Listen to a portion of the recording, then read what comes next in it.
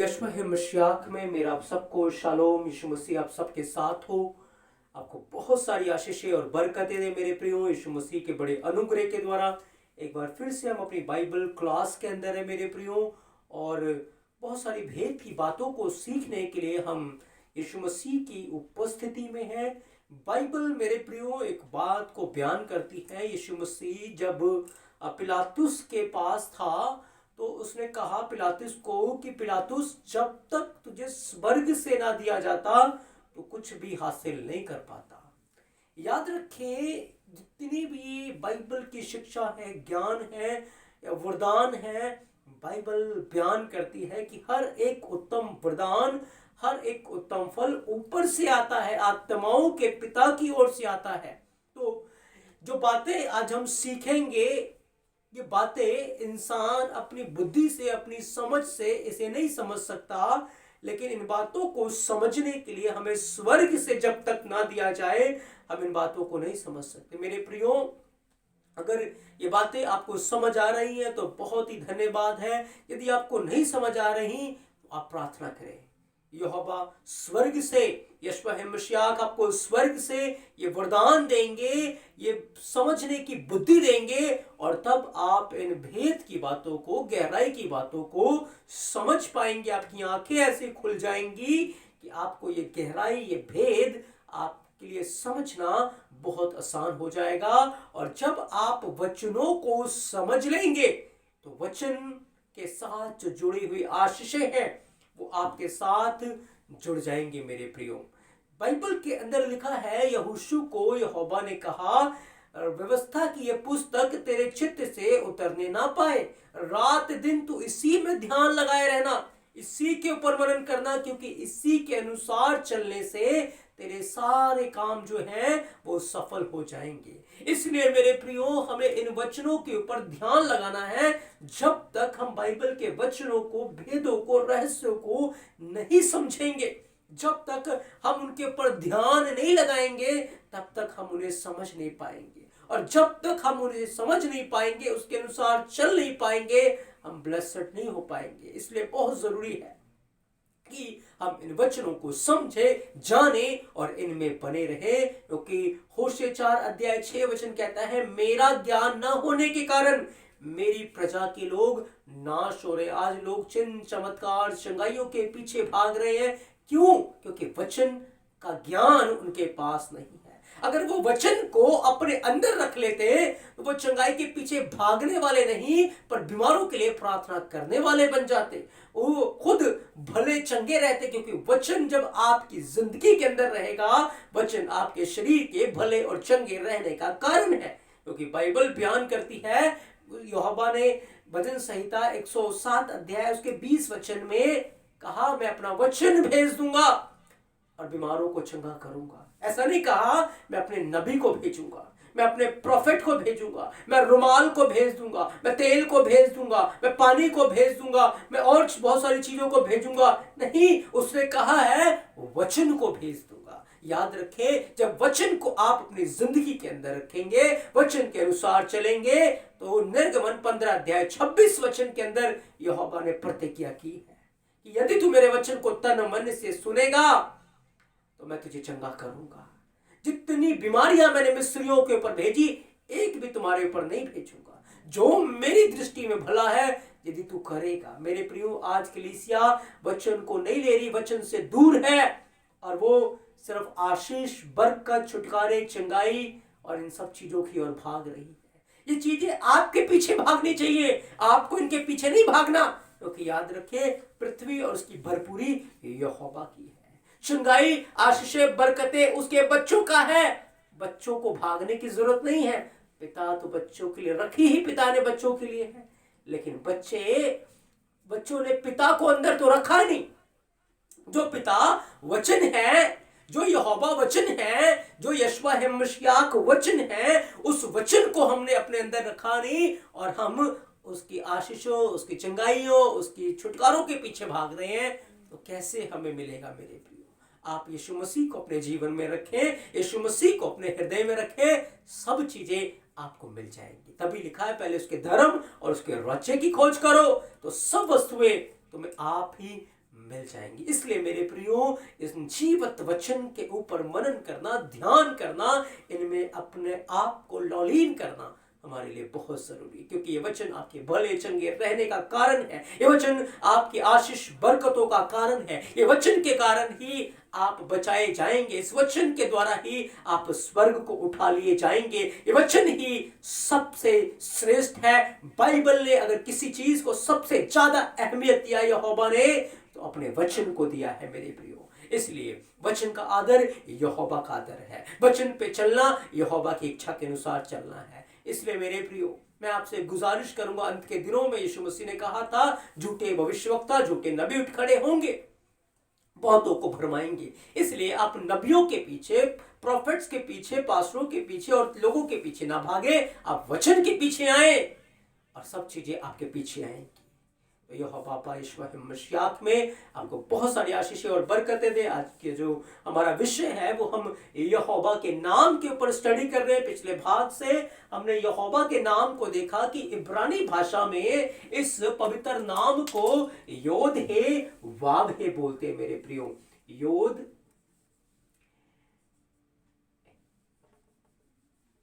हे वाव हे, योद हे वाव हे यहोवा के पवित्र नाम को इब्रानी भाषा में बोलते हैं। और इसका भेद मैंने आपको पिछले भागों में बताया था। एक और भेद मैं आपको बताना चाहता हूं। योद यहोवा का हाथ है, हे बिहोल्ड है, देखना है, या आप इसमें पहला आदम को देख सकते हैं, यहाँ कील है, और यहाँ आप दूसरे आदम को देख सकते हैं, क्योंकि दूसरा हे यहाँ पर है। मेरे प्रियो, एक भेद है कि कील को देखो और हाथ को देखो। Behold the nail, behold the hand. कील को देखो, हाथ को देखो। कील को देखो, हाथ को देखो। कहां देखेंगे? क्रूस के ऊपर यीशु मसीह को आप कीलों से छिदा हुआ देख सकते हैं। तो यहोवा ने अपने नाम के अंदर ही यीशु मसीह के उस छुटकारे के काम को रखा, उसके क्रूसिफिकेशन को रखा। जब उसका डर मानने वाले, भय मानने वाले लोग उसके नाम को देखते थे, तो वो यीशु मसीह को क्रूस के ऊपर एक छुटकारे के काम को करता हुआ देख रहे थे। जो काम मेरे यीशु मसीह ने क्रूस के ऊपर किया था मेरे प्रियो, क्रूस के ऊपर किया था, उस बड़े काम को वो देख रहे थे। क्योंकि यहोवा के नाम में ही आता है, कील को देखो, हाथ को देखो। यहोवा का हाथ क्रूस के ऊपर कीलों से जड़ा हुआ है और वो छुटकारे का बड़ा काम कर रहा है मेरे प्रियो। जब इसके कोड को आप देखेंगे, योद की जो वैल्यू है 10, हे की वैल्यू 5 है, वाव की वैल्यू 6 है, फिर हे है उसकी वैल्यू 5 है मेरे प्रियो। इसका कोड जो आता है वो 26 आता है। और मैंने आपको बताया था कि इंसान के डीएनए के अंदर जो कोड है वो 26 आता है। यहोवा ने अपने नाम को इंसान में रखा। उसने इंसान को अपने स्वरूप और अपनी समानता में बनाया। और दुष्ट नहीं चाहता कि इंसान यहोवा के स्वरूप और उसकी समानता में रहे, इसलिए उसने आदम को पाप में गिरा दिया। आज वो डीएनए के साथ छेड़खानी कर रहा है। आज आर्टिफिशियल बच्चे तैयार हो रहे हैं, आर्टिफिशियल डीएनए तैयार हो रहे हैं। क्यों? क्योंकि वो नहीं चाहता। याद रखिए, यहोवा की आज्ञाओं को मानना, यीशु मसीह की आज्ञाओं में रहना, प्रार्थना में रहना, वचन में रहना, और जो वो कहता है वो करके इतना आनंद है, इतनी खुशी है कि आप कहीं भी उसे प्राप्त नहीं कर सकते। लेकिन दुष्ट झूठा आनंद, झूठी खुशी, झूठी तसल्ली देकर इंसान को पाप में बहकाकर उसे मार देता है, उसे घात करता है। क्योंकि बाइबल बताती है, चोर चोरी करने के लिए, घात करने के लिए, नाश करने के लिए आता है, लेकिन जीवन देने के लिए सिर्फ यीशु मसीह ही आए। और यीशु मसीह के पास ही जीवन है, उसको छोड़ और किसी के पास भी जीवन नहीं है मेरे प्रियो। तो यीशु मसीह जब इस दुनिया में थे, उन्होंने कहा, मैं अपने पिता के नाम से आया हूं। और पिता का नाम क्या है? योद हे वाव हे। यीशु मसीह ने कहा, मैं अपने पिता के नाम से आया हूं। आज हम पिता के नाम के अंदर की गहराइयों को, भेदों को और भी डिटेल में सीखेंगे मेरे प्रियो।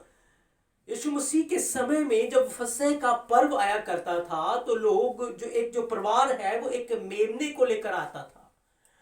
और यरूशलेम के अंदर जब बहुत सारे परिवार आते थे और बहुत सारे मेमने हो जाते थे, तो ये पहचानना कि कौन सा मेमना किसका है बहुत कठिन था, क्योंकि सारे मेमने एक जैसे नजर आते हैं। तो क्या करते थे, वो जो परिवार है वो अपने नाम की एक लॉकेट बनाते थे और उसके ऊपर उस परिवार के मुखिया का नाम लिख देते थे और उसका एक लॉकेट बनाकर उस भेड़ के गले में डाल दिया करते थे, जिससे याजक को पता रहे कि ये जो भेड़ है ये फलाने परिवार के लिए है, ये फलाने परिवार के लिए है। ऐसे ही यीशु मसीह यहोवा का मेमना था, जिसके बारे में यूहन्ना ने कहा, देखो वो यहोवा का मेमना है जो जगत के पापों को उठा ले जाता है। यीशु मसीह यहोवा का मेमना था। याद रखें, तभी यीशु मसीह ने कहा, मैं अपने बाप के नाम से आया हूं, मैं अपने पिता के नाम से आया हूं, क्योंकि इस परिवार का जो मुखिया है वो यहोवा है, मेरा पिता है, मैं उसके नाम से आया हूं। और वो मेमना था जो क्रूस के ऊपर कटना था। याद रखें, यीशु मसीह के क्रूस के ऊपर एक नेम प्लेट बनी हुई थी, एक नेम प्लेट तख्ती थी। मेरे प्रियो, आपने बहुत बार फोटो के अंदर तख्तियों के ऊपर INRI को देखा होगा। INRI को आपने देखा होगा। याद रखें, जब यीशु मसीह क्रूस के ऊपर चढ़ाए गए, उनके ऊपर बाइबल बताती है एक तख्ती लिखी हुई थी और उसके अंदर इब्रानी भाषा में, लतानी भाषा के अंदर, यूनानी भाषा के अंदर लिखा हुआ था।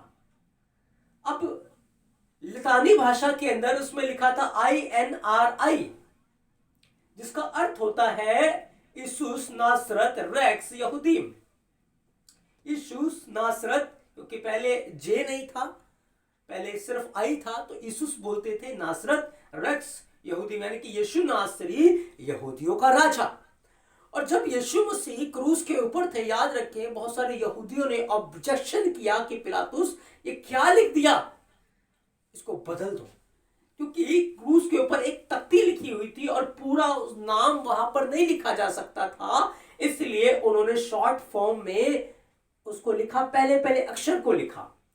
मेरे प्रियो, मैं इसके कवर लेटर में उसको पिक्चर को लगा दूंगा, आप देखें उसके अंदर कैसे लिखा हुआ था। अगर हम उस नाम को इब्रानी भाषा में देखते हैं, तो इब्रानी भाषा में लिखा था, हमारी हिंदी की बाइबल में लिखा है यीशु नासरी यहूदियों का राजा। उसकी तख्तियों के ऊपर उसका दोष पत्र लिखा, यीशु नासरी यहूदियों का राजा। जब आप इसे हिब्रू भाषा में देखेंगे, इब्रानी भाषा में, क्योंकि बाइबल बताती है इब्रानी भाषा में वो लेके लिखा और यहूदियों ने पढ़ा और ऑब्जेक्शन किया। जब इब्रानी भाषा में लिखा, तो यशुआ का जो पहला अक्षर आता है वो आता है योद। हे नासरी का जो पहला अक्षर आता है वो आता है हे। और यीशु नासरी यहूदियों का राजा, उसके बाद जो राजा के लिए पहला अक्षर आता है बमेलेक, वाव, और फिर यहूदीम, यानी कि यहूदियों का राजा हे यहूदीम बोलते हैं, तो आ जाता था योद हे वाव हे, यानी कि यहोवा का नाम, उस यहोवा का नाम जो आकाश और पृथ्वी का क्रिएटर है, जिस बात को यीशु मसीह ने कहा था कि मैं अपने पिता के नाम से आया हूं, यानी कि तख्ते के ऊपर पिता का नाम लिखा हुआ था, यहोवा का नाम लिखा हुआ था। और इसी बात से तो यहूदी लोग परेशान हो गए, घबरा गए कि ये क्या कर दिया, क्या हमने अपने यहोवा को क्रूस पे चढ़ा दिया। और उन्होंने पिलातुस को कहा कि इसको ये लिख कि इसने कहा ताकि इसके स्पेलिंग्स जो हैं, पहले पहले अक्षर जो हैं वो बदल जाए। पर याद रखिए, पिलातुस नहीं लिख रहा था, जो लिख रहा था उसके हाथों को पवित्र आत्मा ने अपने हाथ में ले लिया और पवित्र आत्मा उस तख्ती के ऊपर बाप का नाम लिख रहा था, पिता का नाम लिख रहा था, क्योंकि पिता पुत्र में होकर क्रूस के ऊपर है। पिता का वचन पुत्र के अंदर था और वचन देधारी हुआ, और जो वचन देधारी हुआ था वो क्रूस के ऊपर कीलों से चढ़ा हुआ था। और याद रखिए, ये फिजिकल रीति से दिख रहा था, लेकिन स्पिरिचुअल रीति से वचन की सामर्थ्य के द्वारा लिखा विधियों का वो लेख जो हमारे खिलाफ था। यीशु मसीह ने क्रूस के ऊपर जड़कर, कीलों से जड़कर उनका खुल्लम खुल्ला तमाशा बनाया था। मेरे प्रियो, ये तमाशा कब बना? जब वचन देह के अंदर था, जब वचन यीशु के हृदय में था। याद रखें, आज बहुत सारी बातें हमारे खिलाफ हैं, बहुत सारी जो हमारा विरोधी है, दुष्ट है, वो हम पर दोष लगाता रहता है, वो हमारे खिलाफ बातें करता रहता है। लेकिन याद रखें, अगर वचन आपके अंदर है, आप उसका तमाशा बना सकते हैं, आप उसको ठट्ठों में उड़ा सकते हैं। लेकिन अगर वचन आपके अंदर नहीं है तो फिर वो आपको ठट्ठों में उड़ाएगा। याद रखिए, जब अब्राहम ने यहोवा की आज्ञा का पालन किया, शैतान का मजाक बन गया। जब अय्यूब ने यहोवा की आज्ञा का पालन किया, वचन उसके अंदर बना रहा, लिखा है जब शैतान यहोवा के पुत्रों के सामने खड़ा हुआ, उसका सिर झुका हुआ था, वो शर्मिंदा था। वो तो मजाक बनाने गया था अय्यूब का, ठट्ठों में उड़ाने गया था अय्यूब को, लेकिन आप वो ठट्ठों में उड़ गया। मेरे प्रियो, अगर आप चाहते हैं कि आपके जीवन के द्वारा यहोवा का नाम महिमा पाए, यीशु मसीह का नाम महिमा पाए, तो वचन को अपने अंदर रखें, यहोवा के पवित्र नाम को अपने अंदर रखें, उसके अनुसार चलने की चौकसी करें, सब प्रकार के पाप और बुराई से अपने जीवन को बचा के रखें। तभी यहोवा का नाम आपके जीवन के द्वारा महिमा पाएगा। तभी आप विधियों के उस लेख को, दोषों के उन लेख को जो आपके खिलाफ थी, उनका खुल्लम खुल्ला तमाशा बना पाएंगे, और यीशु मसीह में आप जय जयकार की ध्वनियां सुना पाएंगे। मेरे प्रियो, ये बड़ा काम यहोवा के नाम के द्वारा होगा। याद रखें, बाइबल कहती है हर घुटना इसी नाम के आगे टिकेगा, हर जुबान अंगीकार करेगी कि यशवा है नासरी यहूदियों का राजा है। ये अंगीकार करेगी, योद हे वाव है, क्योंकि यशवा है मसीहा की योद हे वाव ही है। उसने कहा मैं और मेरा पिता एक है। एक दिन यीशु मसीह वचन जो पिता के अंदर से निकला था, वो फिर से पिता के अंदर चला जाएगा। इस बात को पौलुस ने लिखा है। मेरे प्रियो, वो उसी जलाल में, उसी महिमा में पिता के अंदर रहेगा, और याद रखिए उसकी महिमा अनंत काल के लिए होगी। इसलिए मेरे प्रियो, अगर आप भी यहोवा के वचन को, यीशु मसीह के वचन को अपने हृदय में रखेंगे, अपने अंदर रखेंगे, तो एक बड़ी महिमा आपके द्वारा होगी, एक बड़ा नूर आपके द्वारा प्रकट होगा, एक बड़ा जलाल आपके द्वारा दिखेगा। आज लोग वचन से दूर हैं, चंगाई बरकतों के पीछे भाग रहे हैं, बल्कि चंगाई बरकत आशीष उनके पीछे भागना चाहती है। आप किसी भी अच्छे पास्टर को उठा के देखें, जो किसी भी ऐसे आत्मिक व्यक्ति को उठा के देख लीजिए, आपके आसपास ऐसे बहुत सारे आत्मिक व्यक्ति होंगे जो वचन के अनुसार चलते हैं, जो प्रार्थना में रहते हैं।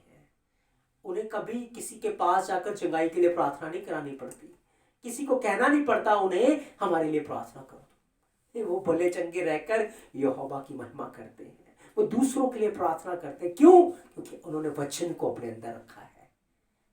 कम से कम मेरे प्रियो, हम उन लोगों के जीवन को देखकर सीख सकते हैं, क्योंकि वचन सत्य है। जमीन आसमान टल जाएगा, यहोवा के मुख से निकले वचन सदा सर्वदा के लिए अटल रहेंगे। जिनका भरोसा यीशु मसीह के वचन के ऊपर है, यीशु मसीह के ऊपर है, वो कभी शर्मिंदा नहीं होते। मेरे प्रियो, आज से हम इधर उधर की चीजों के पीछे ना भागे, पर वचन के पीछे भागे, वचन में रहे, वचन के अनुसार चले। याद रखें, आप सफल होते जाएंगे, आप ब्लेस्ड होते जाएंगे। तो आज हमने यहोवा के पवित्र नाम से कुछ भेद की बातों को सीखा कि यीशु मसीह की तख्ती के ऊपर यहोवा का नाम लिखा हुआ था। यहोवा के नाम में मानव जाति के छुटकारे का सुसमाचार रखा हुआ था। इस नाम के अंदर हमारी जय छुपी हुई थी, इस नाम के अंदर हमारे पापों का प्रायश्चित छुपा हुआ था, इस नाम के अंदर हमारा मुर्दों में से उठना और यीशु मसीह के साथ बादलों के ऊपर उठाए जाना, उसके सिंहासन पर बैठना, सारी बातें इस नाम के अंदर छुपी है। आने वाले दिनों में मैं और ज्यादा रिवील करके आपको इस नाम के बारे में बताऊंगा, और आप जानेंगे ये नाम कितना धन्य है। आप अपनी प्रार्थनाओं में योधे वावे करके बोल सकते हैं, उसके पवित्र नाम को अपने होठों पे ले सकते हैं।